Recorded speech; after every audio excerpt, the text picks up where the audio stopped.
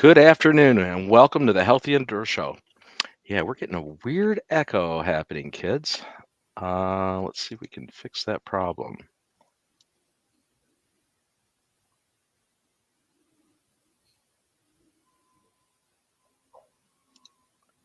Did we fix it? Yeah, okay. Ah, my goodness gracious. Yeah, welcome to live television and delays and everything else. I'm Bob Krell. I'm the founder and publisher of Healthy Indoors Magazine, and it's great to see you guys again this week. We have a really good show. It's that time of year where it's back to school. Um, August signifies that. And in coordination with that, we're going to be talking about school issues today and dealing with making your schools a healthier indoor environment. So, to that end, we have two great guests with us. Joining us today are Claire Barnett, who is the executive director of the Healthy Schools Network, and Pamela Pugh, who is the vice president of the Michigan State Board of Education. So they'll be joining us in a moment. The Healthy Indoors magazine issue is currently out, and that's kind of exciting. We're pretty excited to featured our cover story, which is on a recent document that we'll be talking about in a few minutes. But many of you may be watching this show on the Healthy Indoors Global Indoor community. If you're not, you should be taking a look at the community over at global.healthyindoors.com. You can become a member, but you don't need to be a member to watch our shows or any of our broadcasts. And it'll give you the opportunity to comment on the show today and actually ask questions of our guests. So, without further ado, I'd like to introduce both of our guests, Claire and Pam. How are you? Very well. How are you, Bob? Pretty good. My first question is, are you getting an echo from my voice or is everything good? Everything's good this way. It's just over on my end. Wonderful. Yeah, So I I'm think going to I do. think it's fine. Although I'm hearing myself a little bit, but that's Yeah, all right. yeah. I can live with it. There's something. Well, live streaming is always a challenge anyway. But yeah, something happened a little weird on the boot up today. So I'm going to run with it and just in my mind try to program the fact that I'm hearing about a half-second delay in my ear, which is really maddening. Mm. It's kind of like having demons. But so I think one of the things that we're going to talk about today, and really one of the prominent things, is your National Healthy Schools Summit 2022, which took place on April 5th and 6th back earlier this year. It was a nice 2-day event. Lots of really educational presentations, and you've just, as of this week, released the summary report from that, right? That's right. We were very And happy to do that Tuesday this week. yeah, and this document's available over at the Healthy Schools Network website, which is healthyschools.org. So that'll be where you can actually access it and take a look at it, right? And download the document. That's right. It's on the homepage, and we're really pleased about how this report turned out. In part because it's so interactive. We actually embed live clips of the conversations that were going on, so you really get a full sense of what people were talking about. It was difficult to put together, but we love it. Excellent. Well, one of the things that I really thought was interesting with the event is you took two separate tacks. So you talked in terms of what happened with the pandemic, with the SARS-CoV-2 epidemic around the world, how it affected schools and how it Mhm. affected school attendance, but also dealing with issues on climate change and how that's affecting us. There really are two separate crises occurring that may well be related, right? I mean, certainly the pandemic probably sources from climate related issues, but Mhm. so this is a unique time, right, for trying It to make is. our school environments healthy, right? Well, it's a very tough time to do it too. There are really three crises that the public health community talks about right now. One is obviously the climate crisis. One is obviously the COVID, the pandemic crisis, which is not really gone away yet, and there may be yet another pandemic out there. And then the third is the health inequities. And so you put all these together and you put them on top of children, and children are more vulnerable generally to the hazards around them than the adults are. And it makes it exceptionally difficult for schools to know what to do, how to do it, and when to do it. So we read with interest the latest version of CDC's reopening guidance, which came out, I think, Friday and Monday last week. So in our world, we did a COVID-specific national summit, and that was in January a year ago. And then we followed up this year. We were going to do it in January, but we ran into logistical problems. So in April, which was the 20th annual National Healthy Schools Day, we hosted a summit that was focused primarily on climate, resiliency, decarbonization, and so forth. So we also had a wonderful presentation from the Academy of Pediatrics representative on children and climate, which is really an extraordinary story. And there's a lot of work happening in that field right now. Well, that leads to the question of what can we do to make schools more resistant, more resilient to what will certainly be a regularly occurring series of weather events that may not be good. Let me start by framing that. I'm going to turn it over to Pam because there were some great people that I know that she wants to talk about. We frame the issues around children in schools in a very specific way. We say that children are not just little adults and schools are not just little offices. So you can't make those assumptions and proceed full speed ahead. So children are uniquely vulnerable to environmental health hazards. They breathe more air, eat more food, drink more water, and so forth. They can't identify hazards. They have a long shelf life. Children are just beginning what may be 70, 80 years of life. The interesting thing is CDC says now that about 40% of school-age children already have existing chronic health conditions. And those are the people you build and operate schools for. If you're not building them to educate children, I don't know what are you doing, right? And by the same token, we also talk about schools not being little offices. First of all, they're more densely occupied than offices. They're more densely occupied than nursing homes. They're used more hours a week, and they don't have a lot of funding to keep up with all of that. And that's certainly one of the big justice issues and equity issues, not only in children's health, but also in education. So it's very, very difficult. Typically, always the poorest communities have the poorest schools in the worst condition, no air quality, lots of noise, bad sighting, near proximate hazards, and so forth. And that's really where I'll turn it over to Pam. She and I have talked about these issues before, and certainly from her position in Michigan and with the National Association of State Boards of Ed, she runs into this a lot. We had two great speakers from the unions, teachers unions, and maybe Pam, if you want to take it from here a little bit, that would be great. Pam, you're muted. That's never good. That's worse than having live television. So, yeah, there were two great partners that we had that were with us and representing AFT as well, American Federation of Teachers, as well as National Education Association.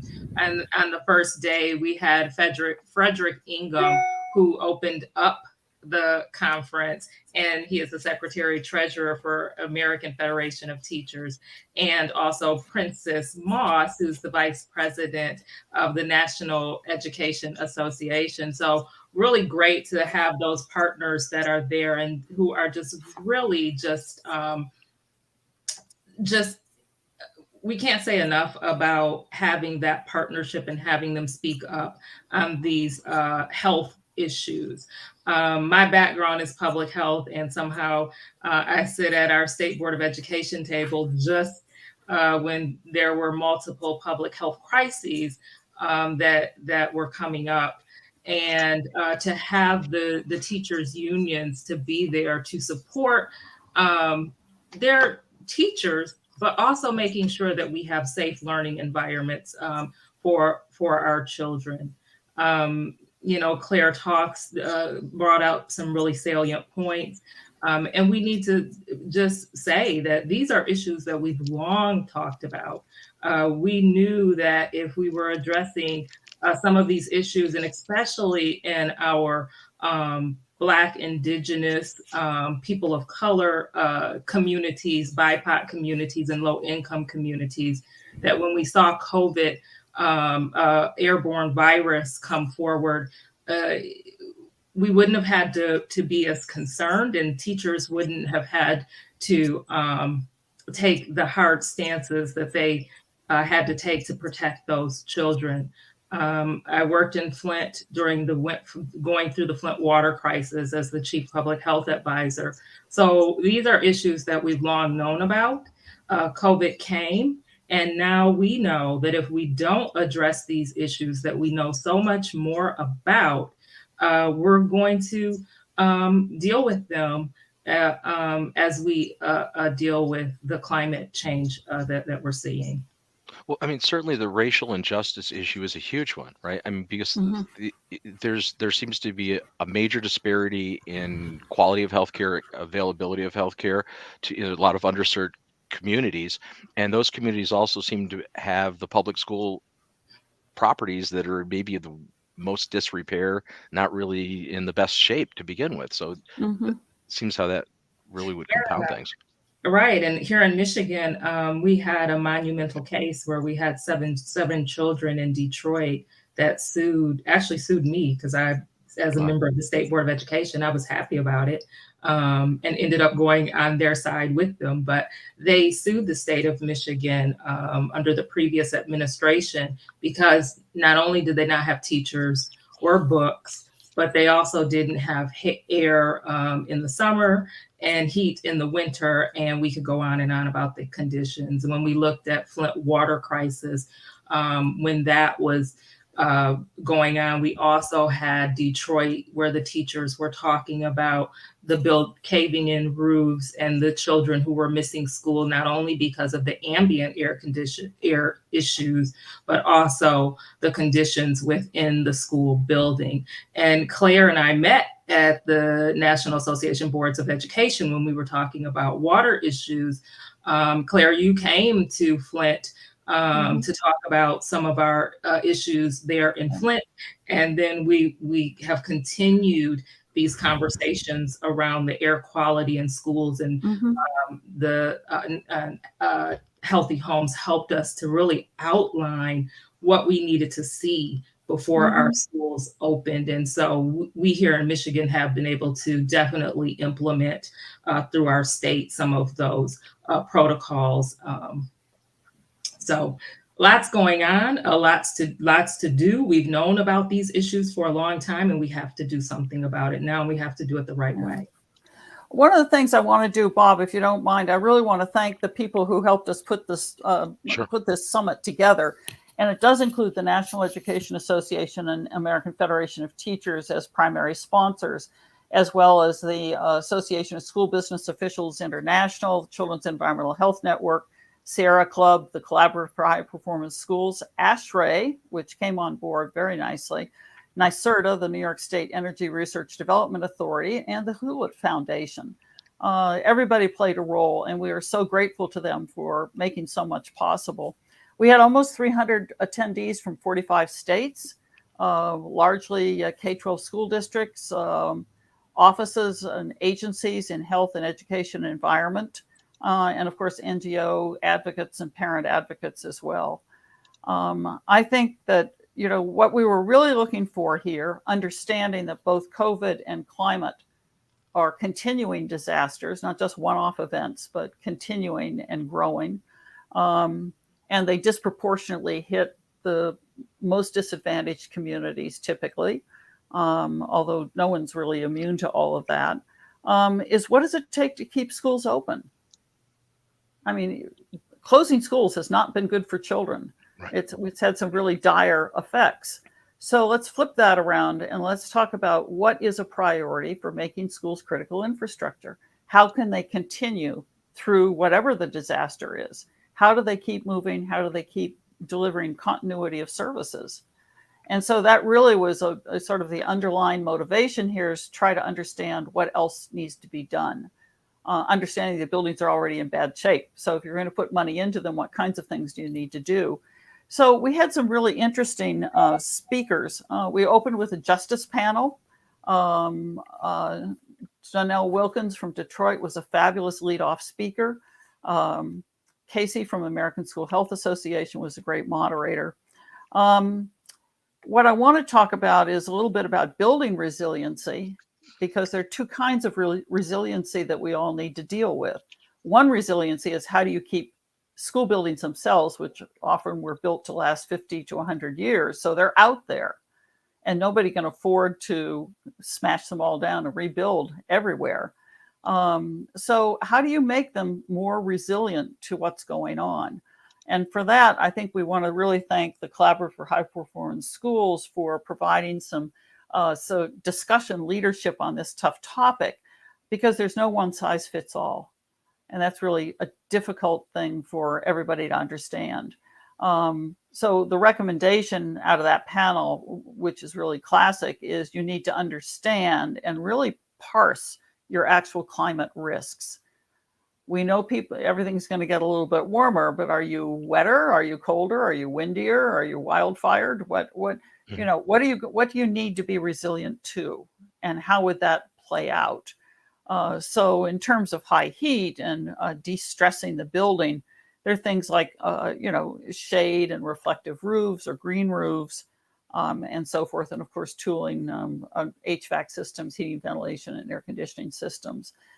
At the same time, you need to build some resilience into children. And we heard a lot, not directly as a topic, but indirectly from several of our technical sessions about how climate is adversely impacting children and children's mental health. Climate events are very scary. We have a lot of scary things going on in schools right now, but climate happens to be one of them.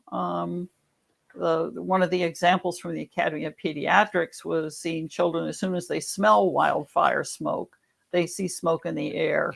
It becomes traumatic because of all the evacuations and what's actually happened on the ground.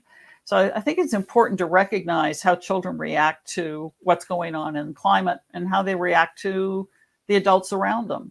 And if they're in a building that doesn't have an HVAC system and doesn't have filtration, what do you do about wildfire smoke? Fortunately, the U.S. Environmental Protection Agency has been doing a lot of work in that field. I don't think it's over, but they've certainly put a lot of effort into it for about 2 years now, trying to understand the exact nature and what some of the mitigation efforts might be. So that was really fascinating. The other thing about resiliency in children is we had a technical session about how to calm, C-A-L-M, how to calm down a school building. And it's not about calming, it really is about calming the student body and making sure that children with sensitivities are easily accommodated and have places to recover. But it really is about a calmer school environment. It has to do with attenuating noise. It has to do with softer colors. It has to do with green views. It has to do with easy, convenient meeting places, the use of color. So there are a lot of really wonderful, and they sound pretty easy to do, particularly if you're doing an all new building, it would be absolutely essential to do it. But I think even when you're working in older buildings like the city of Philadelphia or city of Boston, Albany, New York, wherever you are, there are things that you can do to calm down what's happening inside the building. Lighting is another good example. Sure. Harsh and glaring lighting is very difficult on a lot of children. And the noise is very difficult on children. So that's certainly an issue. We've also heard discussion in other quarters about the active shooter drills. Are they really playing a role? Are they more traumatizing, or are they in fact useful? And I think that's something that everybody needs to think long and hard about before you do drill after drill after drill. I think in terms of decarbonization, we also wound up with the same sort of approach as resiliency. There is no one size fits all, but the process is enough so that every school has to be able to take some steps towards reducing its carbon footprint. Maybe all electric school buses, that's a good one. It might be switching power sources to more electricity, might be solar. There are a number of different options, but schools can explore a lot of those and help reduce their carbon footprint along with the entire community. In some ways, it would be really helpful for schools to be hubs of resiliency and hubs for decarbonization. But not every community is going to be able to do that. It's always hopeful we always hope there's more money to do it with. Well, I mean, one of the problems, you've given a shopping list of things that really should occur and should be taken care of. We've been experiencing really the ill effects of deferred maintenance for the past several decades, right? I mean, everybody keeps kicking the can forward, not fixing things and not taking care of the infrastructure. And now we're at a unique opportunity with the pandemic, or coming off most of the pandemic, and potential federal funding, that there may be funds available to actually do some of these infrastructure improvements. The question is using them wisely. And we're still playing catch up, right? We're 20, 30 years behind in maintenance on a lot of these structures. Right. And are we really going to, we may just get back to where we should have been already, so how do we, that's one of how do we move this I think forward? That's the biggest, I think that's one of the biggest, most frustrating issues for everybody. And I know it's true in Michigan. I will just say that as much as we appreciate the Biden administration awarding a Clean Air Challenge to EPA as part of the COVID-19 preparedness plan, it didn't come with any money.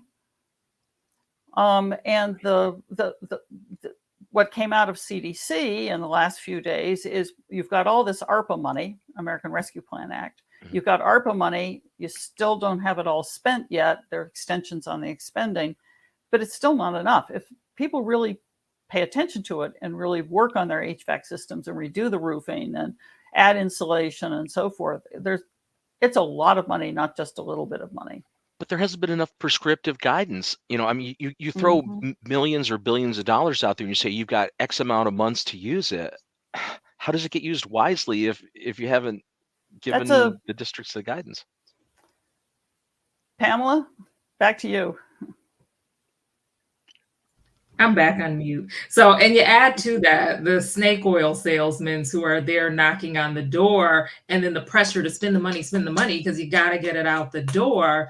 That is a prescription for us having this once in a generation opportunity and not being able to do what's right for the children. We know we have to get the expertise, as you've mentioned, Bob. We have to make sure that we have the technical support as well as the experts to do the work. We need to be able to do the assessments, be able to take that time to do that. Here in Michigan, we found that a majority of our buildings either didn't have HVAC system or it was like over 65 years. And these were in the urban areas, but quite a few across the state had never done any maintenance since that building was upgraded, since that building was built. So to your point, we have to have the time to get the technical expertise in there, the assessments done, and then the experts to do the work. And we know that we're in a time where there's shortages all over the place, not only of supplies, but also of the people to do the work right. And so as much as I can talk at policymaking tables, can we please make sure that this is done right and not put so much pressure on getting the money out the door? See, that's the problem, because the way it's set up currently is there's this deadline and this push and just spend the money, but spend the money wisely and actually make a positive impact. Don't just waste it. Right. Because we all know we're not going to have this opportunity again. Right. It's put the place where most of the pressure from our perspective should be picked up and addressed is really within the U.S. Environmental Protection Agency, which has been shortchanged on indoor air quality issues for at least 20 years. They've done a lot of great work, but they don't have enough money. And it's still true. They do great work, they don't have enough money. Right. And I know for a fact they've sat in on the work groups that CDC was hosting during COVID, and they said, by the way, what about the air? What about the air? What about the air? It never made it up the food chain inside CDC. You still have CDC issuing guidance on Monday this week that doesn't even talk, that barely mentions air. It's, start with vaccinations and masks, which are, politically hot button issues a lot of places.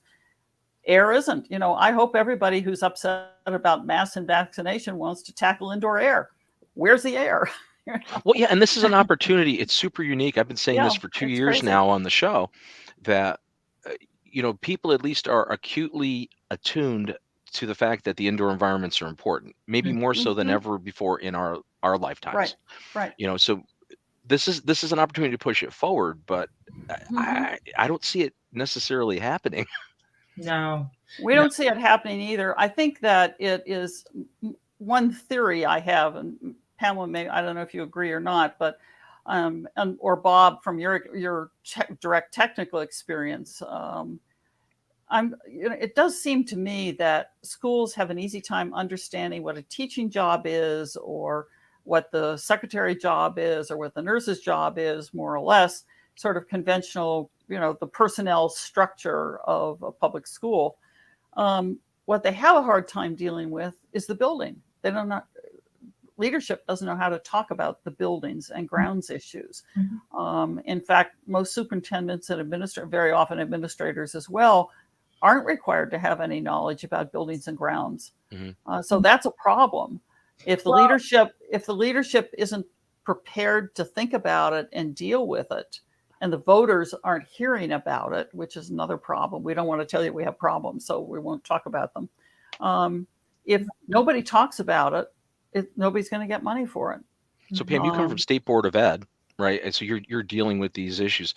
So how can we better address this? I mean, Claire is right. We have to make sure that we are, in this point, right, we're here where we are now, make sure that parents and communities can continue these discussions around the connection between your environment, especially your school environments, where our children spend the bulk of their time outside of their home, is so intricately connected to not only their health, but also their academic performance. So that's the first thing, is that we have to definitely continue to educate children, but not the parents, the children too, but parents and community.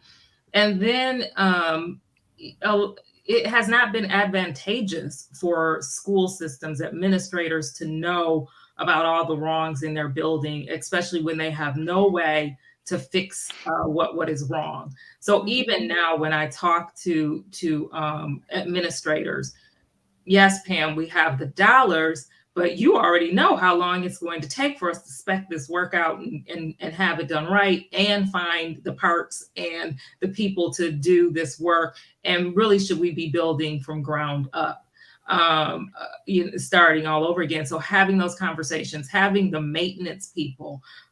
We have buildings that we're having conversations around having veterans come in and teach children, bus drivers teach children. So there are competing emergencies. The funding has not been there. So if you assess and identify the issue, how do you fix the issue? And then no one wants to have schools be identified as places that are not safe for children to go to school. And I could go many different directions for that because the politics gets pretty deep there. Well, yeah, but you illustrate a really important point there. Most of these fixes are not overnight fixes. You don't just push a button and have a new mechanical system designed in a building, or any major infrastructure change. With the whole bidding process and everything, it's a couple-year thing between design, going out to bid, approval. And that I can see that's how the snake oil salesman got in the door and sold a lot of air purifiers that were garbage, because that's you could put in a purchase order and have 200 shiny new machines that do nothing in your room really quickly for $1 million or $2 million. Yeah, not only being at the policies table at the State Board of Education, but working in local public health and working in the city of Flint during a water crisis, you see where the science,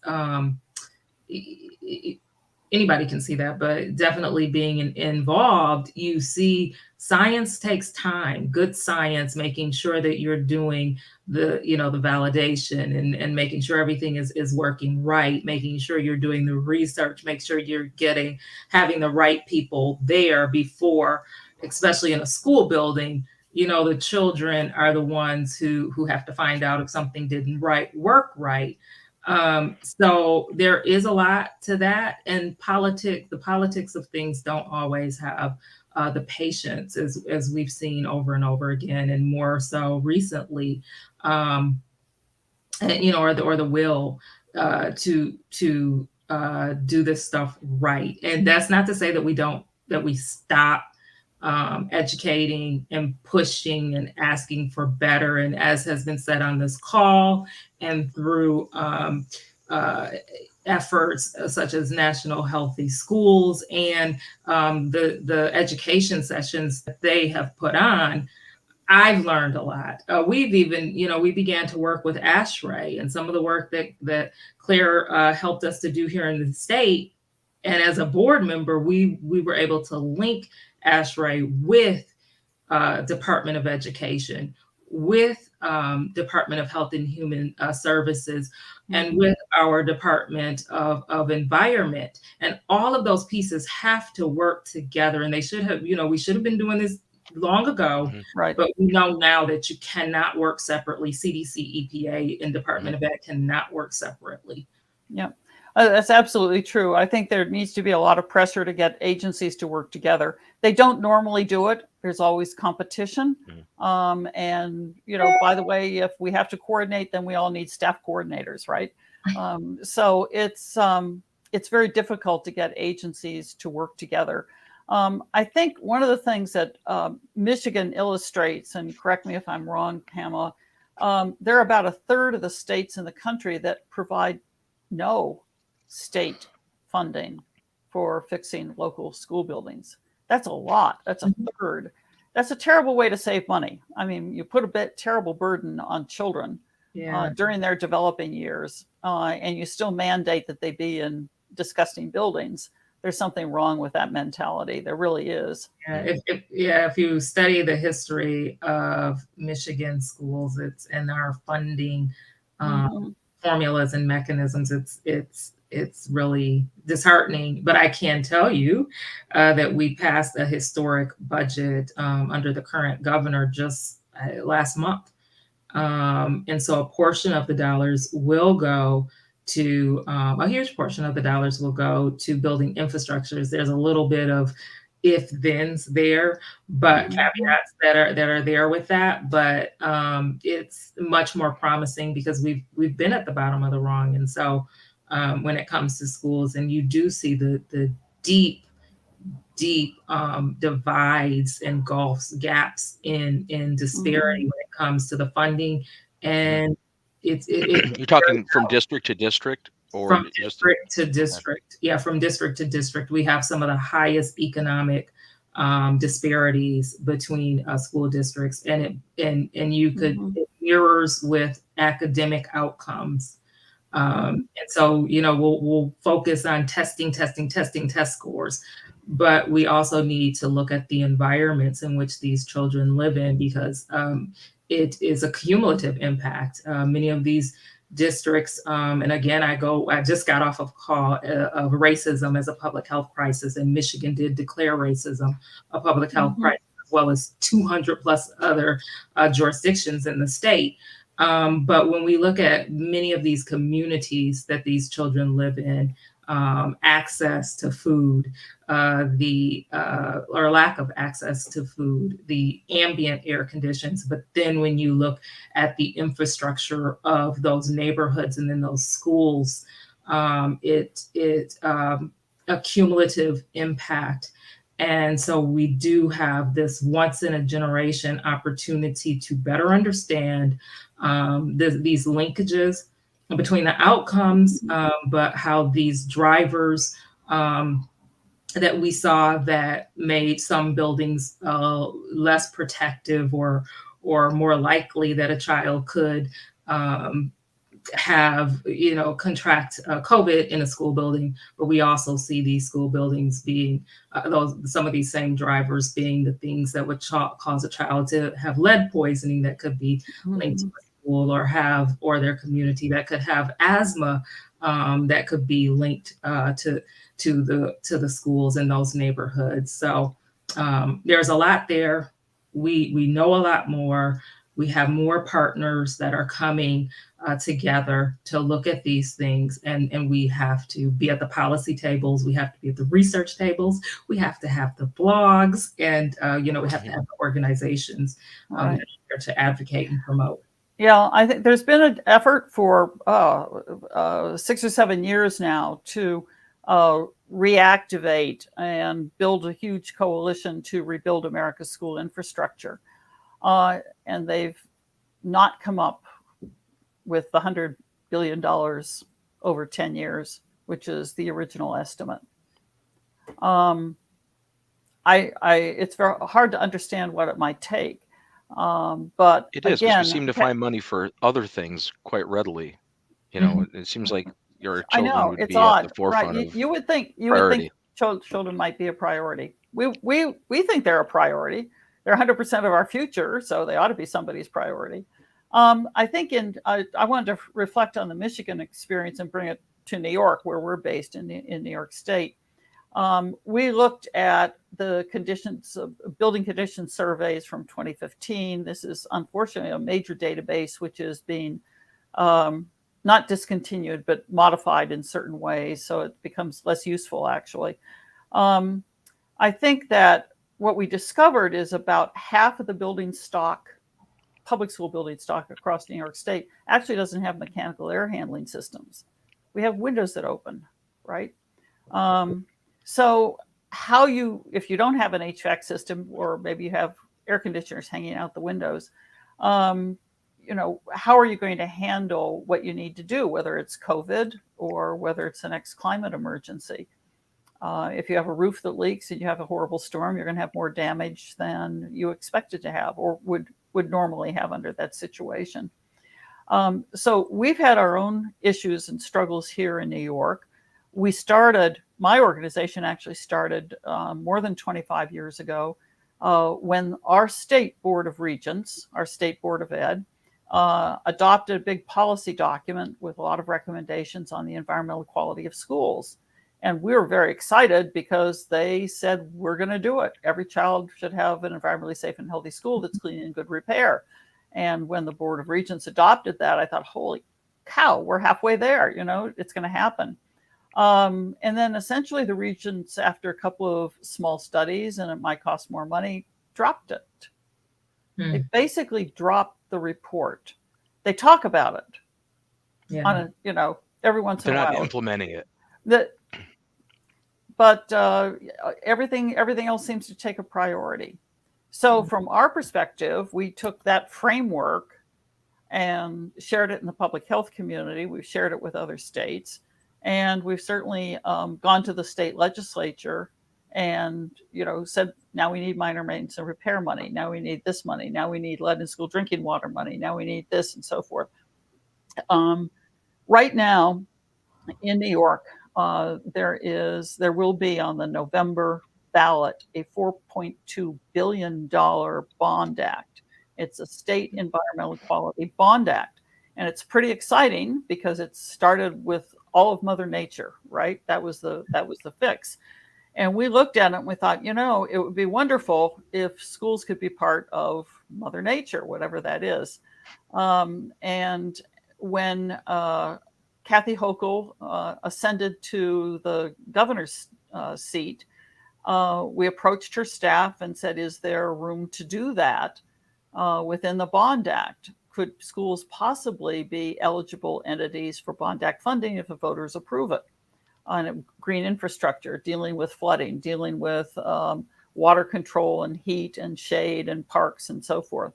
And it turned out everybody thought that was a good idea, including the legislature. So as it stands right now, if New York State voters approve the Bond Act in November, schools are eligible entities in most of those categories, number one. And number two, there's a very specific bump, and I don't have the number in front of me. It's 250 million on energy and indoor air, which will be NYSERDA's to administer. So the State Energy Research and Development Authority currently has a small program, 59 million, working with low resource schools in the state to get them up to speed and what they need to do for heating and ventilation and cooling and so forth. And to get that expanded so they can cover more low resource schools would be really fabulous. So we're hopeful. What's also interesting about it is the single largest bond act anywhere in the country. Wow. It's on climate, and Wow. it does include schools. So That's huge. yeah, it's huge. And we're really, really happy about it. We're grateful to Governor Hochul. We're grateful to the legislature. We're grateful to the teachers union and everybody else and PTA, everybody who worked on it.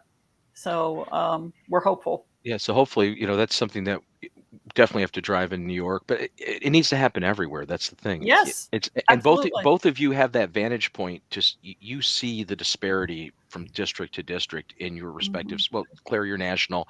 Pam, you're dealing with your state of Michigan. As a consultant, I've seen that over the years. I've worked in schools, and the thing is, I think the average citizen only understands what's going on in their school.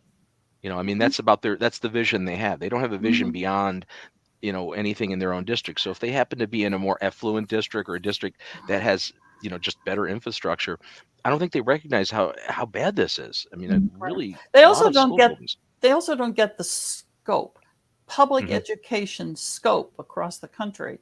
It's all 50 states, it's the district, it's territories. It's a massive decentralized system. Yeah. There are about 100,000 public school buildings. There are 50 million kids in them, another, several million staff. Schools are typically understaffed, particularly on maintenance and repair. I don't think people really understand the scope. And you're right, Bob. They look at, this is my school and it looks fine. I think that's happened at CDC. I think Sanjay Gupta said, this is my school and it looks great. Yeah, because he probably lives in a really affluent school district since he's a big league federal administrator. Right. And this is how it's done. See, it's beautiful, it's clean, it's shiny, they have windows, right? That was always what was so disappointing in reading those reports for COVID, when they would say, we're ready to go. Well, what schools did you look at? I mean, and they could not have picked the most, the districts that had like close to 100% of whatever population they were looking at, that did not necessarily look like our urban districts. Yeah, none of them did. Yeah. None of them did, and none of those studies did they ever leading up to their COVID studies in schools and leading up to whatever was happening last spring. We didn't see anything that looked like any detailed reporting on what air quality really was. They have mechanical systems? No. Do anybody look at? Are they operational? Yeah. And if they have them, that's the other issue. Broken fan belts and fans that are spinning. Not moving any air. Yeah, and then a shout out to the teachers. Because these are people who know those children. They know those school buildings. And unfortunately, they are the ones who spoke up and spoke out. We saw this back in 2016 in Detroit when the schools, again, I mentioned, were overran by vermin and the ceilings were falling in. But we saw this with COVID, and it was so disheartening seeing our educators being blamed for COVID when they were just really pointing out some conditions that they had been pointing out for years. But now, unfortunately, they could have a huge impact on the direct impact on the health of children and their families. And so it's good to see the unions being a partner in this with National Healthy Schools, with Healthy Schools Network, and because it's needed, because our educators who are the protectors of our children, we know the parents are as well, but those educators have such a huge impact on our children, and we need to support them when they're giving us this data, this internal real life data about what's going on in these school buildings. The problem is you have a shoot the messenger type mentality a lot of times. As soon as somebody Right. brings up whatever issue, problem, it's like nobody really wants to address it. And I think what's interesting, you both pointed out, is previously I think there was more of an incentive to use the head in the sand approach from a facility standpoint, because if you don't have any money to do any of the fixes, you tend not to look at the things that are problems because you can't do anything about it anyway. But now we're at this unique juncture where there's potential for funding to actually do substantive change. But you have to still get out of that mindset of having your head in the sand and not, and ignoring how things are being done, or they've been done for the last 30 years with deferred maintenance. And there are, again, some real issues with these competing emergencies, because now we have the educator shortage, and many educators left because they felt that their voice was not being heard, among other things. But we also have to make sure that we have the parts, the supplies, the expertise. We have shortages of staff and experts in multiple fields. And so those who do this work the right way, it's just going to take some time. And businesses are doing some of this work. And unfortunately, we saw this in Flint. The businesses were getting things repaired and fixed, and the schools were the last place where that expertise was able to go, whether it was because the finances weren't there, or again, because the time was spent making sure that the business community was taken care of. So there are those real issues that are there right now, but the competing emergencies are a piece of that.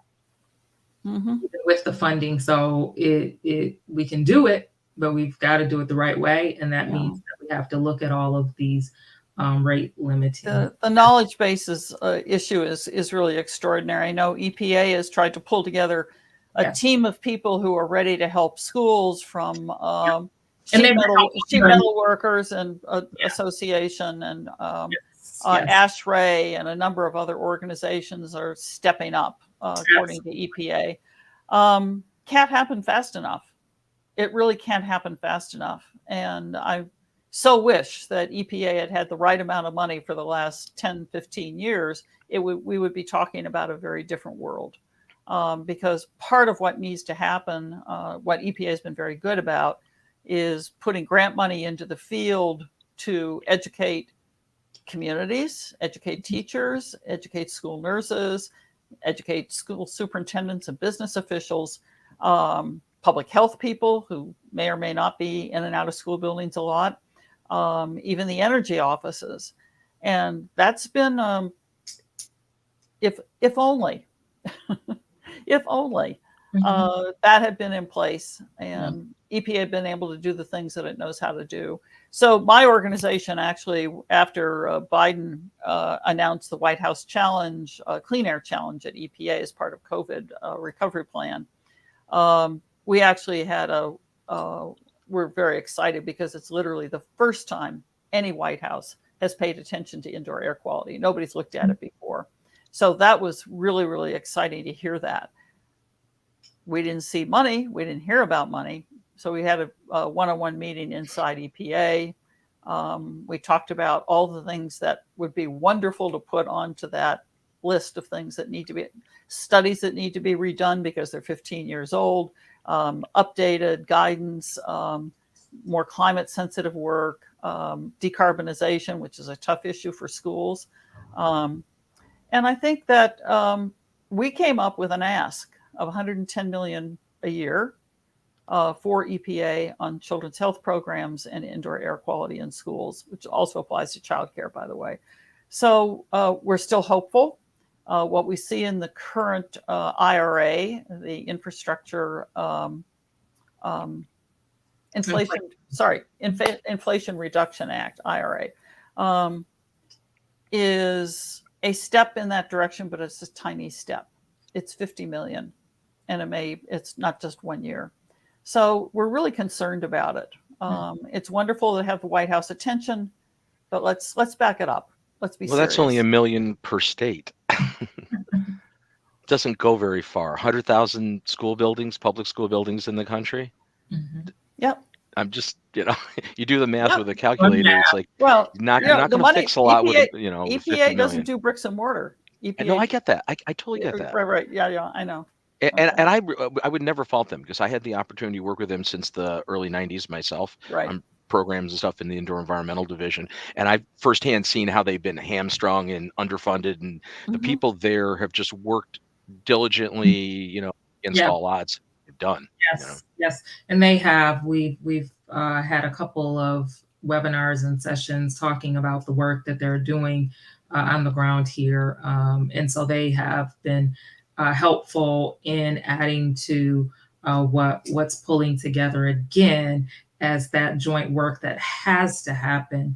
And one other thing that you said, Claire, and it just is something that you said makes me think, we cannot have the competition between the ambient air or the outdoor air and the indoor air. Children need to go to school, live, work, and play, not only in communities that have healthy environments, but also those school buildings. Right. And the two cannot be separated. Well, they're not separated. That's the point. They're not. It's ludicrous to separate them because the air is we're in in a fluid situation. The outdoor air ends up in a building. I mean, right, and the building will make bad air worse. Mm-hmm. It'll make clean air worse. Absolutely. So, anyway, I'm wondering if there are any questions from your audience today. We actually don't have any live questions coming up in the chat. There will again we'll have the comment area open indefinitely because the recordings will be there after today's show. There'll be both the video recording and the audio podcast. So we will keep you both lined up on that. So as things come in, we'll red flag you and let you know that there's a comment to answer. But all the recordings will be available. So that's the good thing. It's everything to that end. If you go to the Healthy Indoors community, it's global.healthyindoors.com, and you scroll down to the both the magazine page. The current issue of Healthy Indoors magazine just came out. We turned 9 this month, and the inside cover story is about this document, the focus on climate from the National Healthy Schools Summit. So that's really our focus for this month, and that's available, as will be the recordings of this show on the Healthy Indoors live show tab in there. So that's all available. All the recordings are available. So that's a good thing. That's wonderful. Thank you so much. That's great. We really appreciate it. I think we should push an additional plug again on the document. So that's going to be available at your website, right? At the organizational website, healthyschools.org. It is there now. It is a free download, and it's also an easy read. It's 34 pages, which includes the agenda and all the speaker bios and some additional suggested resources. It's healthyschools.org. And for each of the sessions, we included live video clips of what the speakers were talking about. So you can read the text, but if you want to get the full flavor of what was going on, you can click on an icon online and you can listen to that session. Yeah, and that's important. There's literally hours of very good content there that's all available, all free. Right. Well, we hope it works. This is a new format for us. We're excited about it. We hope it makes it a more of a living document than a passive report. Excellent.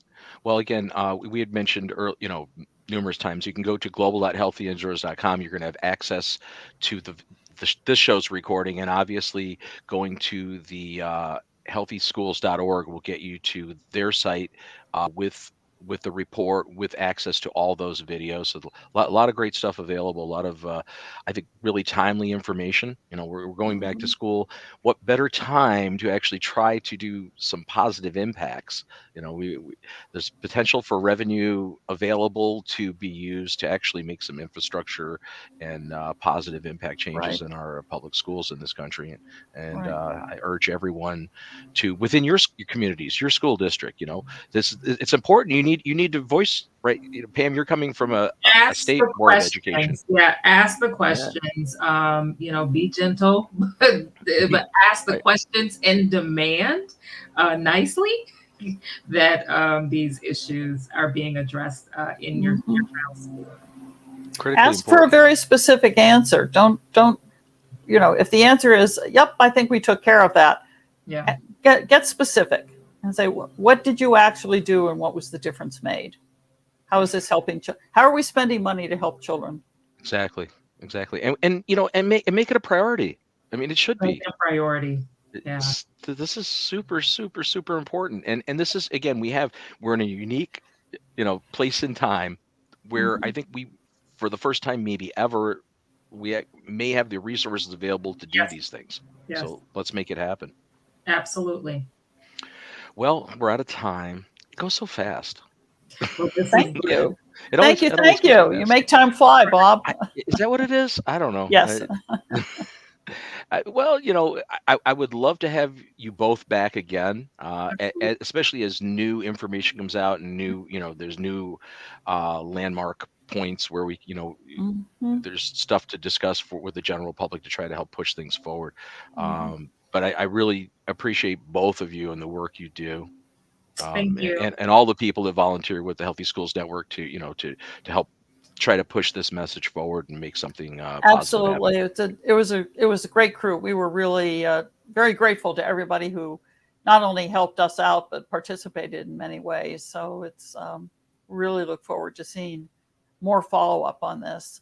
I think all the sessions were good. I think the one that made the most difference to me was, I think, from the Academy of Pediatrics, actually. The data they had on what's happening with children and what's happening in climate is really extraordinary. So I hope that more people pay a lot of attention to that session, as well as the resiliency in schoolyards and calming school buildings and so forth. Well, again, our guests, Claire Barnett, the Executive Director of the Healthy Schools Network, and Pamela Pugh, who is the Vice President of the Michigan State Board of Education and also on the National Boards of Education, Yes. a member of that. Got that straight. We'll get that right in the liner notes. Executive board. You're right. Yes. Okay, executive board. And again, this month's issue of Healthy Indoors, which is available, it's on our websites. It's actually it's everywhere. You can get to it at healthyindoors.com is the website. Also Mhm. global.healthyindoors.com, which is the community. Two separate things. Gets confusing sometimes. I get that. The online community is an online platform specifically dedicated to indoor environmental topics. And all of our Healthy Indoors content and content from many other organizations are featured there. Certainly, we encourage you to take advantage of this and the healthyindoors.com site. We have a lot of stuff available for you to see. And we're at that point. So without further ado, we'll be back again next week. Same bad time, same bad channel. 1 to 2 p.m. Eastern on the Healthy Indoors live show. Until that time, I'm Bob Krell. Really happy you could join us and looking forward to seeing you again soon.